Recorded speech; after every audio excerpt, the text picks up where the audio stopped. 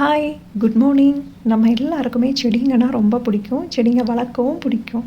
ஆனால் நம்மளுக்கு ஸ்பேஸ் இல்லை, டைம் இல்லை அப்படின்னு நம்ம அதை விட்டுருவோம். ஆனால் நம்மளுக்கு ஒரு நிமிஷம் இருந்தால் போதும், கொஞ்சோண்டு ஸ்பேஸ் இருந்தால் போதும், இந்த மாதிரி அழகாக இன்டோர் பிளான்ட்ஸை வளர்க்கலாம். நான் இதை ஒரு 2 இயர்ஸாக ஃபாலோ பண்ணிகிட்ருக்கேன். நம்மளுக்கு கொசு தொல்லை அந்த மாதிரி எதுவுமே இருக்காது.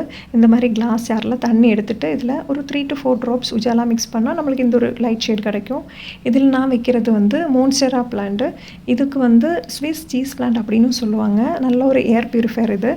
நான் வீக்லி ஒன்ஸ் இந்த தண்ணியை சேஞ்ச் பண்ணிவிடுவேன்.